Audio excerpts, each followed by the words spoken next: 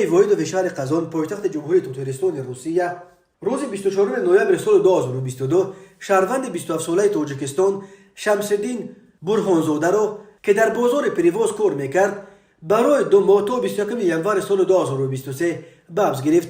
خبرنگار نشریه محلی ریال وریمیا از تالار دادگاه خبر داد که جوان تاجیک را با اتهام تروریسم بازداشت کردند. بنا به اطلاع نشریه مرافعه با اشتراک ترجمان از زبان تاجیکی گذشت. مفتش ریاست فسب جمهوری تاتاریستان گفت پرونده به ضد مهاجر تاجیک روز 21 نوامبر باز شده او را علاقه روز 22 نوامبر دستگیر کردند. خود شمس‌الدین برهانزاده در دادگاه اتهام اعلام شده را به دوش گرفته گفته است که از سال 2020 در روسیه قرار دارد ولی ثبت نام و یگان کار رسمی نداشت. خود برهانزاده برای شرح پرونده دسترس نیست ولی فرضیه فسب گمانهای زیادی را به وجود می‌آورد. فسب میگوید که گویا شمس‌الدین برهانزاده از عقیده‌های افراطی طرفداری میکرد و میخواست به صف تروریست‌ها بپیوندد. با این مقصد بنا به ادعای مقامات امنیتی او از 1 مارس تا 1 سپتامبر سال 2022 با اعضای سازمان تروریستی در روسیه و هم در تاجیکستان ممنوع داعش تماس برقرار کرده.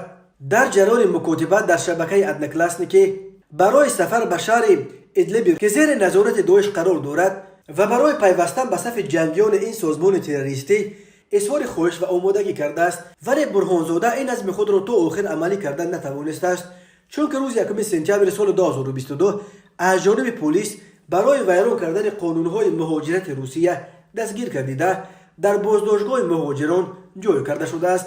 از مواد پرونده برمیاد که برهانزاده را روز 22 نوامبر در همین بازداشتگاه مهاجران دستگیر کردند، زیرا گفته است مفتش فسب محض هنگام در اینجا قرار داشتند مقامات درباره عزم او برای سفر به سوریه خبردار شدند. نماینده فسب نگفت که این معلومات چگونه به دست آنها رسیده است، ولی او در مرافعه همچون دلیل پروتکل با گناهش اعتراف کردن برهانزاده، بیانات 2 شاهد و همچنین نتیجه های روبروکنی عیبدار شونده با شاهدان را پیشنهاد کرده است.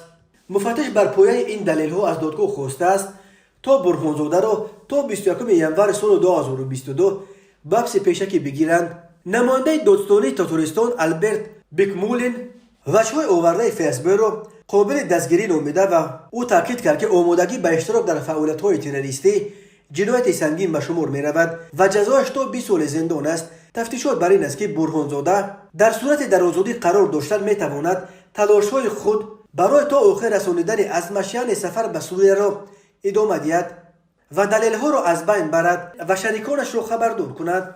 در سال‌های آخر صدها مهاجر از کشورهای آسیای مرکزی از جمله ده‌ها مهاجر تاجیک در روسیه با اتهامات مربوط به تروریسم و اکستریمیسم از جمله با اتهام عزم سفر به سوریه و عراق یا افغانستان برای پیوستن به صف سازمان‌های تروریستی دستگیر و محکوم به زندان شدند.